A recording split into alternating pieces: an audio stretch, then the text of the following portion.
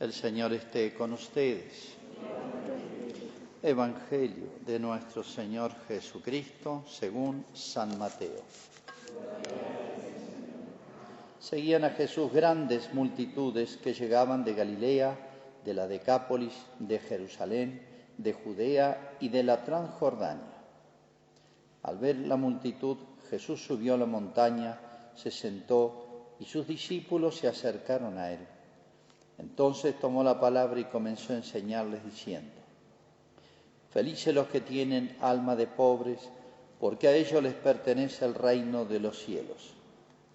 Felices los afligidos, porque serán consolados. Felices los pacientes, porque recibirán la tierra en herencia. Felices los que tienen hambre y sed de justicia, porque serán saciados. Felices los misericordiosos, porque obtendrán misericordia. Felices los que tienen un corazón puro, porque verán a Dios. Felices los que trabajan por la paz, porque serán llamados hijos de Dios. Felices los que son perseguidos por practicar la justicia, porque a ellos les pertenece el reino de los cielos. Felices ustedes cuando sean insultados y perseguidos, y cuando se los calumnie en toda forma a causa de mí. Alégrense y regocíjense entonces, porque ustedes tendrán una gran recompensa en el cielo. De la misma manera persiguieron a los profetas que los precedieron. Es palabra del Señor.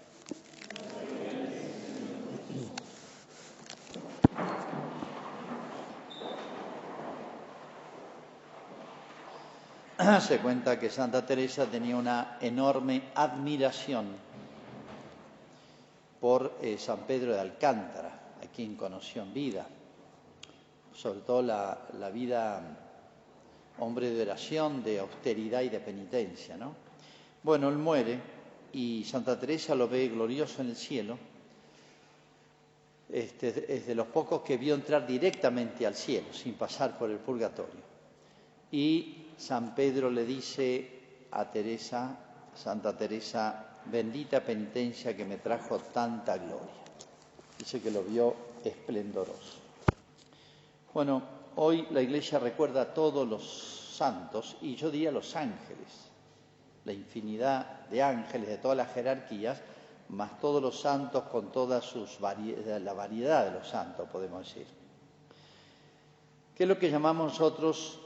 Se ha perdido mucho esta consideración, lo que le llamamos la Iglesia triunfante. Y lo primero que quisiera resaltar es que lo que Cristo llamó el reino de los cielos, que empieza en la tierra, se incoa, está como en semilla, pero todo su esplendor lo despliega en lo que llamamos el cielo, el paraíso, etcétera, la visión de Dios, la visión beatífica, etcétera. Es como la parte principal de la Iglesia. Y la Iglesia llamada triunfante, de los que ya están en la ciudad de Dios.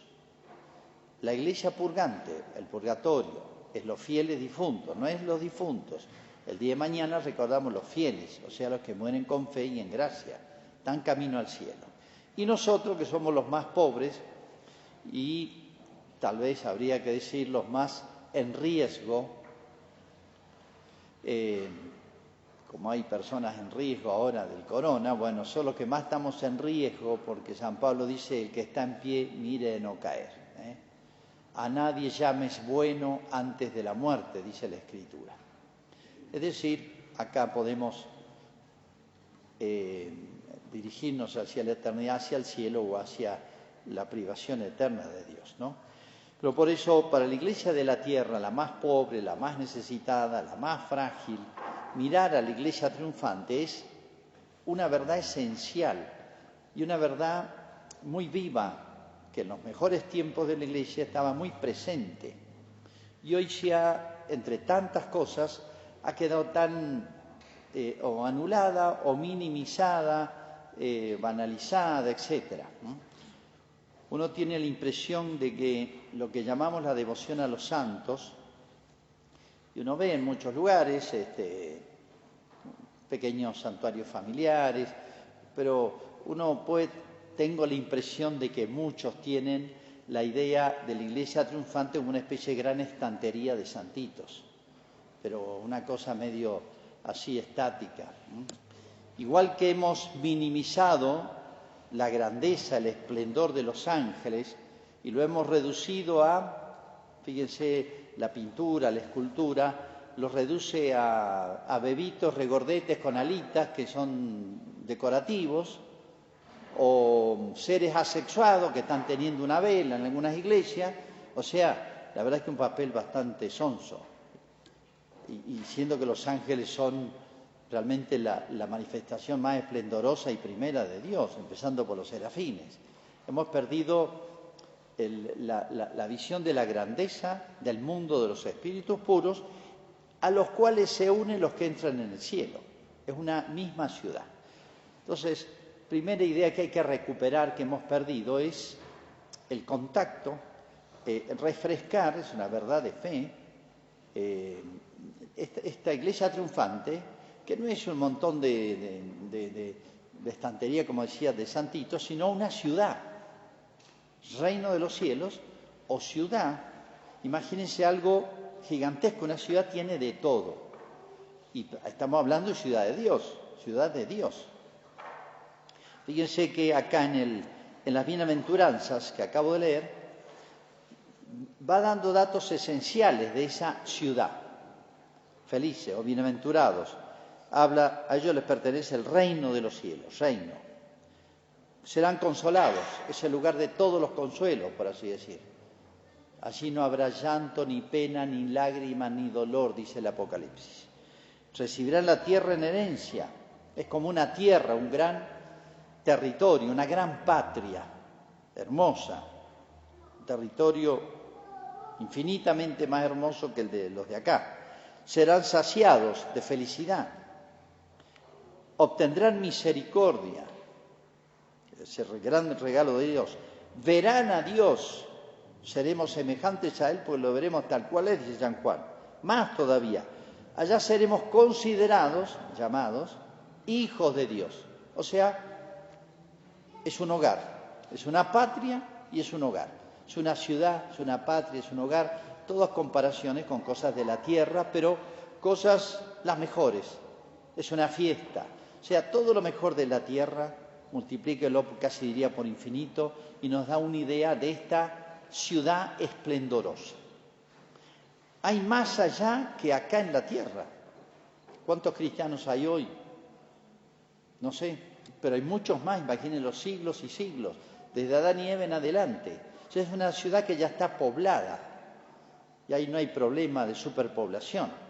Así que la iglesia triunfante no es simplemente recordar una serie de santitos, sino es una ciudad, imagínenla, y pueden liberar un poco la imaginación con datos de la Escritura y analogías, comparaciones, porque bueno, eso es lo que quiere Dios mostrarnos.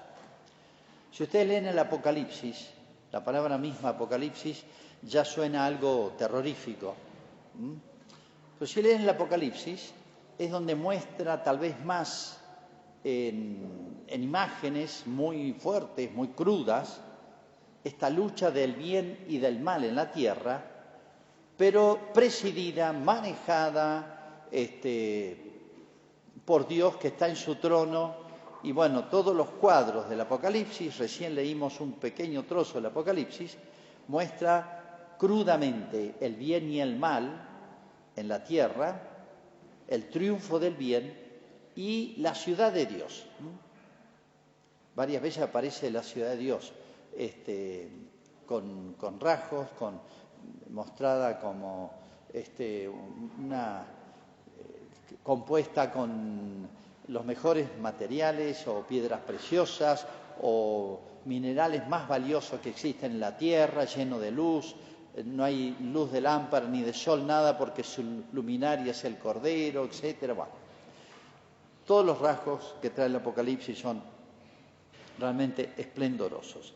Primer gran tema, yo diría olvidado, minimizado, del cual nos hemos desconectado tanto, ¿no? Así como hay un ateísmo práctico, vivimos como si Dios no existiera, podríamos decir con toda lógica lo mismo de esta ciudad esplendorosa, de la iglesia triunfante. Vivimos como si la ciudad triunfante o la iglesia triunfante o los miembros de la iglesia triunfante no existieran, no hubiera relación con nosotros. Son dos mundos como desconectados, esa impresión da. Y simplemente los olvidamos o no los tenemos en cuenta. Pero si decimos, como San Pablo, que la iglesia es un organismo vivo, es verdad que se compara la iglesia a un rebaño, con el pastor, a un edificio, con cimientos buenos.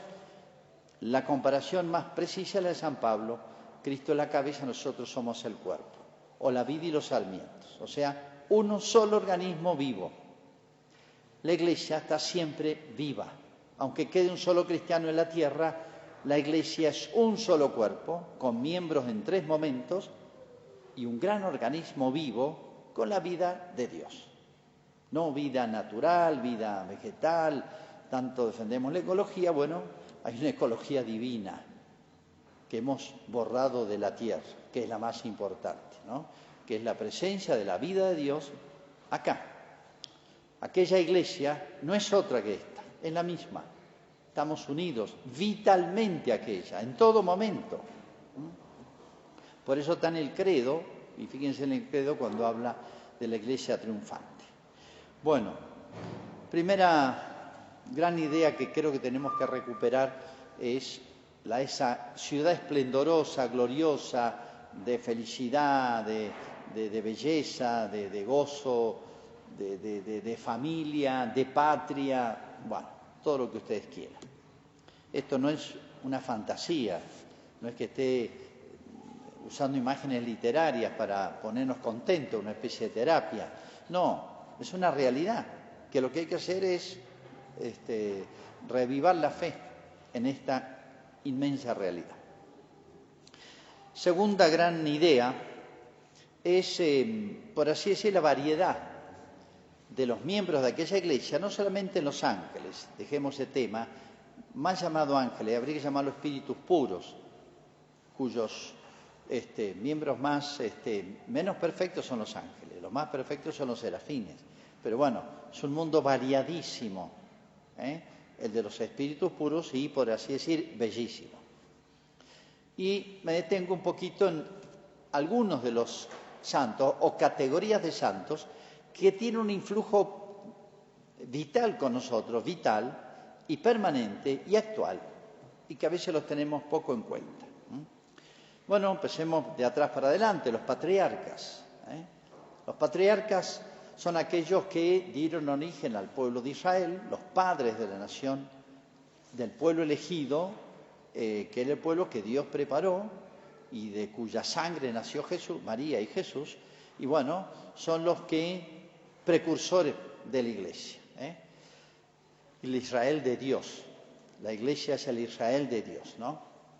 Es decir, ese ideal que quiso Dios para ese pueblo, que no lo logró, como no lo logra con nosotros tampoco, pero que lo intentó, y tenemos que buscarlo en quién sobre todo, en los patriarcas, y yo sumaría acá los profetas, son aquellos que hablaban en nombre de Dios. Pero ellos están vivos, los leemos en la Escritura, leemos el Antiguo Testamento, bueno, las profecías nos hablan hoy, están vivos y están en contacto con nosotros y nosotros con ellos, es una relación viva. Patriarcas y profetas. Los apóstoles son los que preparó Cristo para fundar la iglesia. La iglesia es apostólica porque lo que le entregó Cristo, le entregó Cristo en enseñanzas, en ejemplos y después en la venida del Espíritu Santo sobre todos los apóstoles, era porque iban a ser las piedras vivas, los cimientos de la iglesia.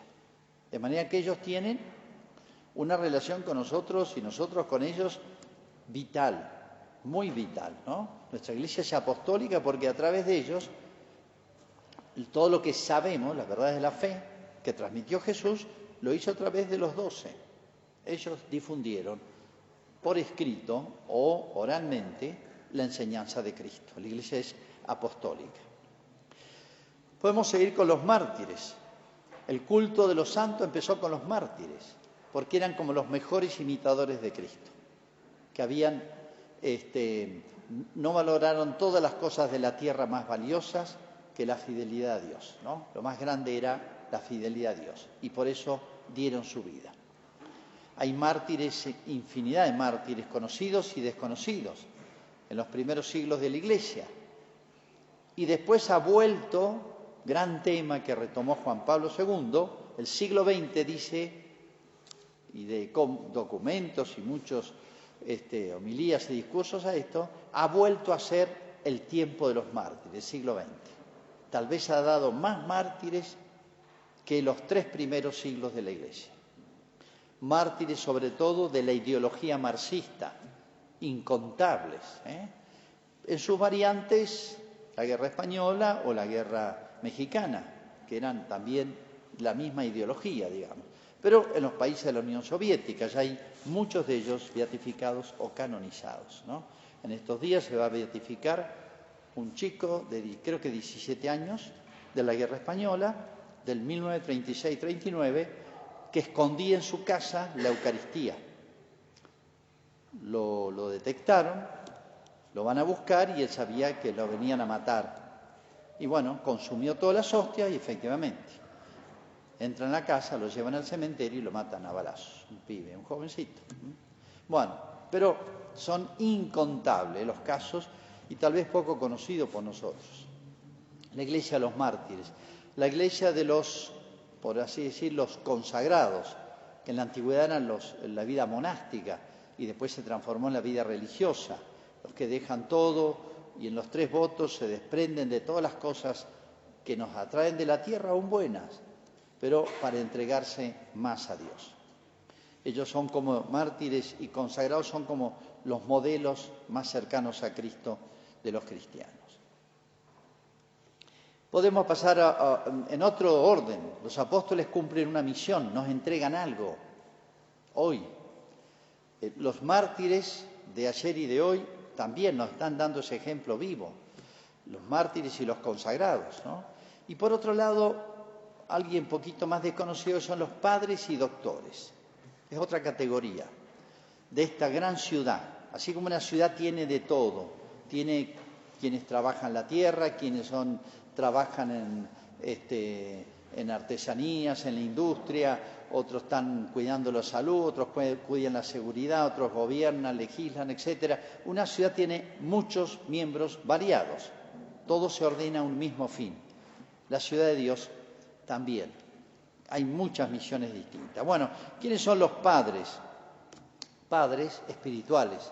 Son aquellos santos de los primeros siglos, de los 500 primeros años, que son designados especialmente por la Iglesia, cuya santidad y sus escritos, su doctrina, refleja de una manera muy pura la enseñanza de los apóstoles. Padres de la Iglesia. Están determinados por la Iglesia, suponen entonces santidad y pureza de doctrina, de manera que son referentes. Están editados, hay muchas ediciones de sus escritos, para que tengan idea, deben ser unos 800 tomos más o menos. En griego y en latín están casi todos, de 1000 páginas, para que vean la fecundidad impresionante de todos estos escritores. Cuando la Iglesia quiere averiguar un tema y quiere ver qué enseñó Jesucristo, los principales referentes de la tradición, de lo que llamamos la tradición, que se complementa con la Sagrada Escritura, son los padres de la Iglesia. Si los padres de la Iglesia unánimemente dicen algo, es revelación de Cristo segura. Por eso, cualquier tema que quiera la Iglesia estudiar, va a los padres, va a la Escritura y va a los padres de la Iglesia. Algunos de ellos, se llaman padres apostólicos, han sido formados e instruidos por los mismos apóstoles. San Ignacio de Antioquía, por decir uno, un obispo, parece que ha sido formado por el mismo San Pedro. Escribe 7 cartas, se conservan 7 cartas cuando va al martirio a Roma. Esas cartas, imagínense, de un obispo ya anciano, formado y que conoció a los apóstoles, tienen un valor único de reflejo de la tradición. Bueno, Hay otros padres que se van alejando un poquito, pero por eso uno dice, ¿pero cómo? ¿Tan antiguos y tan valiosos? Sí, porque son más cercanos a Cristo. En las ciencias modernas, mientras más antiguo es un manual, un escrito, uno dice, bueno, es más cuestionable, más dudoso, no ha sumado los últimos adelantos de la ciencia. Pero en este caso, en la teología, en la revelación, ya todo nos lo dio, la ciencia está cerrada, está terminada, llegó a su máximo esplendor porque le enseñó Jesucristo. Nadie puede cambiar. Por eso, más cerca de Cristo, más valiosos, padres de la Iglesia. Tal vez el más conocido y citado es San Agustín, realmente una eminencia. Otra categoría de santos que influyen hoy, están vivos y están actuando, son los doctores. Para ellos hace falta la santidad, hace falta una nota especial para tener el título, que se lo da la Iglesia, de doctor, que es la eminencia de su doctrina y que ha influido en los siglos posteriores.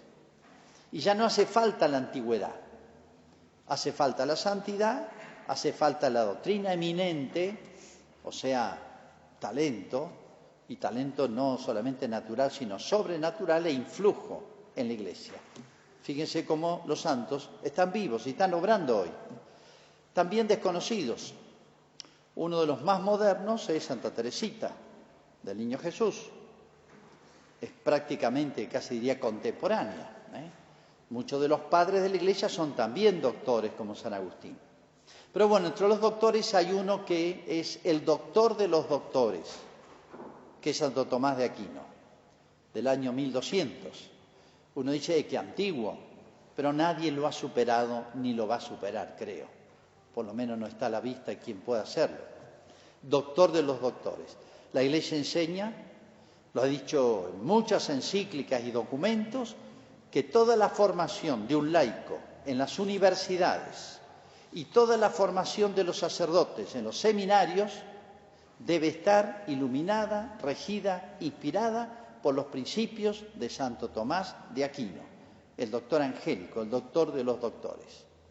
Justamente, si hoy notamos crisis en la Iglesia, problemas de identidad, etcétera, es porque hemos abandonado la lectura y el seguimiento de los padres y de los doctores, especialmente Santo Tomás de Aquino, lamentablemente desconocido, lamento decirlo y no se escandalicen, en los seminarios, en los sacerdotes o en las universidades católicas. No se sigue a Santo Tomás, pero Santo Tomás es tan brillante, tan luminosa su doctrina y tan, yo diría, insuperable, es un fenómeno de la historia de la Iglesia, que realmente, si lo siguiéramos, cuántos problemas nos evitaríamos, cuántas discusiones y cuántas consecuencias de malos principios.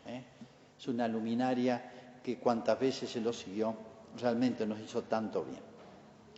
Bueno, he citado algunos nomás, para ver cómo esta Iglesia viva, o esta parte más viva y esplendorosa de la Iglesia, está conectada con nosotros. Hoy no es una cosa del pasado ni algo lejano. O sea, la Iglesia triunfante, su vida influye constantemente en la vida de la Iglesia militante y peregrina, que es la nuestra. Y nos podría dar más si nos conectáramos más, si dejáramos un poco más que influyera de distinta manera el ejemplo de los mártires de desprendimiento o el de los padres y doctores. ¿Qué nos toca a nosotros? Alabar su grandeza de los santos, y nos inspira el deseo del cielo, es llegar a esta ciudad esplendorosa y hermosa, ¿no? Por un lado, el deseo del cielo. San Agustín dice una frase hermosa: ¿por qué tenemos que darle culto a los santos? Honrarlo, como se honra a los héroes, por ejemplo, en otro orden. Dice, al coronar sus méritos, coronas tu propia obra. Porque los santos son más obra de Dios que obra del esfuerzo humano. En ellos resplandece la obra de Dios, que lleva a su plenitud lo humano, no anula, no quiebra, no aniquila lo humano, la gracia, sino que la eleva y nos hace verdaderamente por así decir, sobrehumanos. Hoy se habla de la posthumanidad, la suprahumanidad. Se está queriendo, se los comenté en algún sermón, a través de chip, que ya se han experimentado y se está por pasar de animales ya a hombres, poner chip para transformar el hombre en una especie de superhombre. La posthumanidad, o sea, la obra de Dios está mal. Es como si estuvieran diciendo, nosotros vamos a ser un superhombre con un chip, vamos a ampliar su inteligencia, su memoria, su razonamiento, etcétera. Vamos a sacar genios. No sé lo que va a pasar cuando lo probemos. Invocarlos. A veces reducimos esto a los santos, y que este santo es especialista en tal cosa, ante lo otro, de lo imposible, se ponen de moda santos. En la época de Satanudo se olvidaron, Santa Rita ya se olvidaron, apareció San Expedito, no sé qué éxito está teniendo, y me lo igualan al Gauchito Gil y a la difunta Correa. Bueno, miren, lamentablemente por ignorancia, hay mucha confusión en esto. La invocación a los santos es buena, es legítima. No reduzcamos esto, el papel de los santos, pero lo que más debemos pedirle y para lo que más debemos invocarlos es para pedirle todo aquello que nos lleve al cielo. Y en tercer lugar, imitarlos. Cuenta Lucía de Fátima cómo de pequeña, dice, el típico fogón de la casa donde se cocinaba, donde se reunía la familia, no en el televisor. El papá les leía la vida de los santos. Esto era re común en las familias cristianas. Por eso de chiquititos, esto es educar. Los ejemplos educan más que las definiciones, etcétera, que cuando se quiere dar a veces ya es tarde en los catecismos. Entonces, la vida de los santos, que es tan fácil de entender para un niño, es tan educativo. Las palabras mueven, dice un refrán, y los ejemplos arrastran, ¿no? Chico no se forma viendo paca paca. Disculpen, a veces sí, es que los dibujos animados no son malos. No basta con no darle cosas malas, hay que darle cosas buenas desde el primer momento. Y contarle.